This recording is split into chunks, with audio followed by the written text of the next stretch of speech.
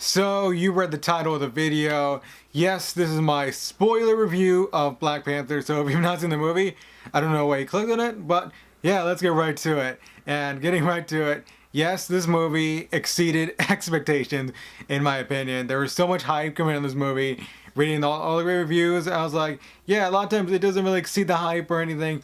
But this one definitely did. It definitely did. And the one reason, because it's the story. The story is the most important part of this movie, and the most important part that why it's so good. And yeah, it just starts out with like Black Panther or T'Challa trying to go over his father's death, and he's gonna take over the throne in Wakanda.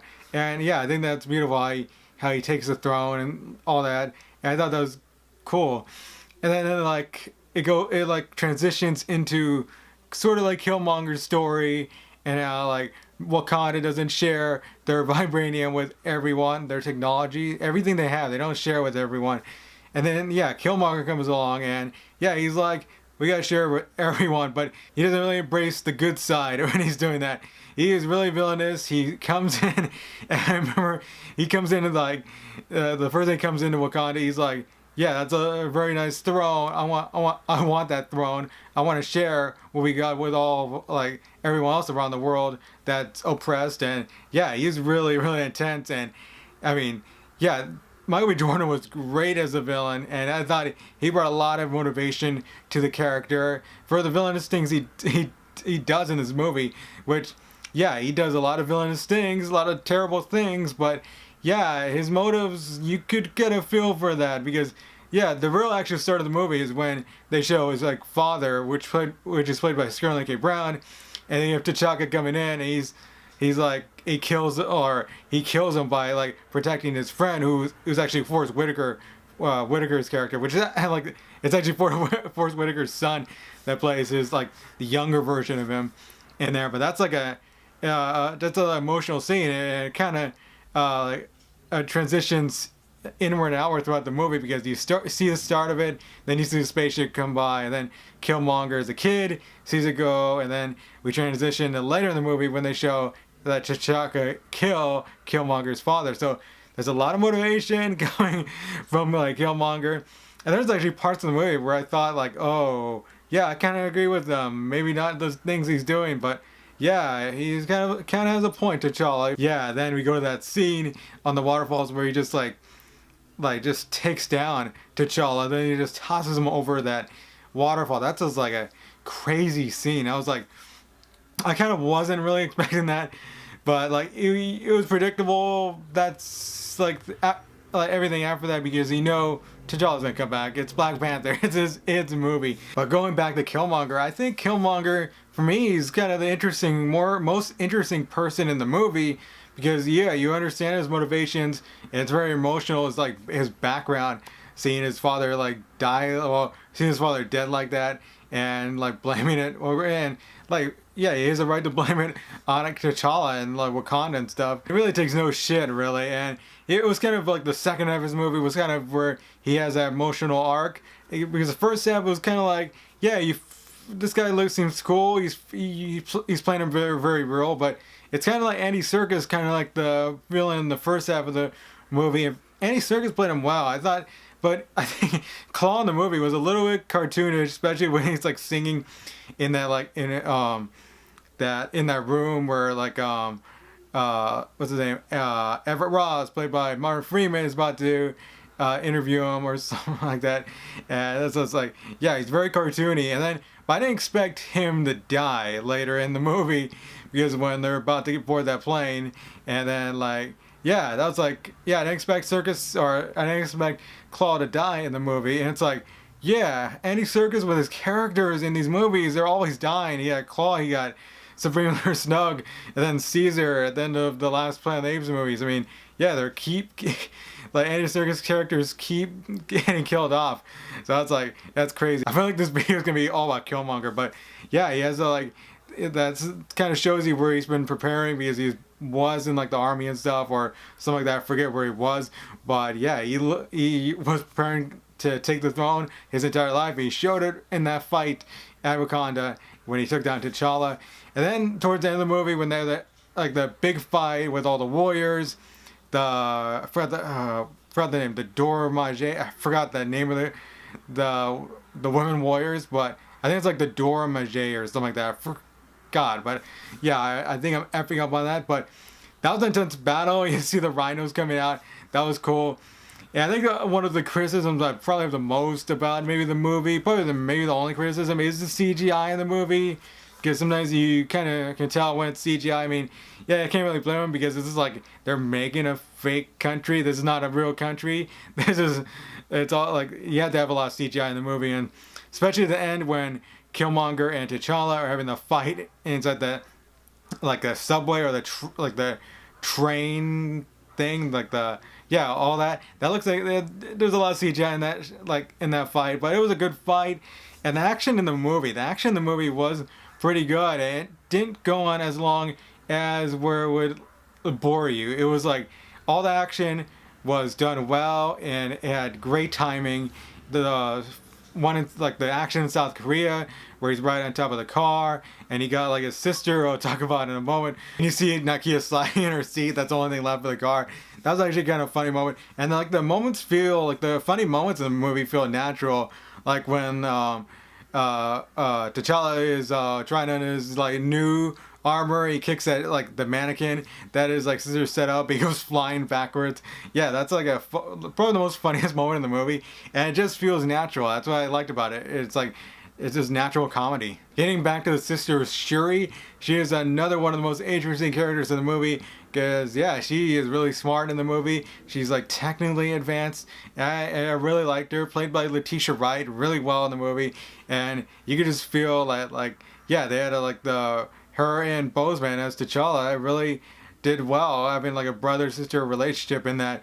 And I really liked it. Was kind of about family because you have Nakia, who is kind of the love interest for T'Challa, but it's kind of they kind of mention, or Corey mentions earlier, that it is his ex, and but she is a spy, and it's they kind of have complicated stuff there, but they couldn't resolve that at the end of the movie, which I liked. So Lupita Nyong'o played her well. I liked her in the movie. And of course, Okoye, played by Denai Guerrero from The Walking Dead, Michonne from The Walking Dead, she played her well. She was badass, and for her leading the Dora Milaje, I think I got that right. I hope I do. But those are fierce warriors, and I really like that. Some other characters I like in the movie got M'Bata, played by Winston Duke. I mean, he was pretty good. I liked him.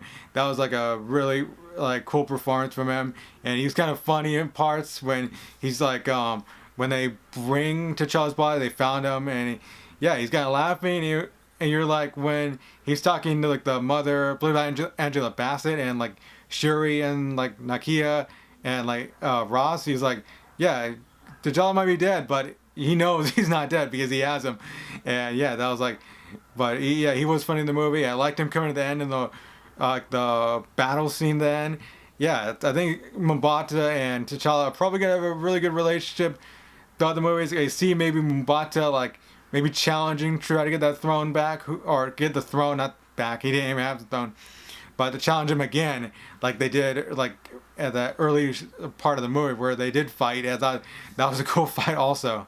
And of course, Martin Freeman had a good part of the movie, playing Everett Ross again. And he didn't overshadow too much of the movie. You felt maybe he's going to overshadow some of the movie. But they really have him in a good role in the movie, controlling that ship from Shuri's little laboratory and stuff. I thought that was pretty cool. And I feel I haven't talked about Chadwick Boseman at all because this is his movie. I thought he played T'Challa well again after playing him in Civil War. I played him with more emotion in this one too. I thought he was great in it. And this is not much to say about Chadwick Boseman because he's always great. I feel I'm repeating myself, but the way he played T'Challa in the movie, I thought it was so well done. And can't wait for more Black Panther. Him in Infinity War, it's going to be awesome. And of course, Forrest Whitaker, I mentioned earlier, but I thought he played a good role in the movie too.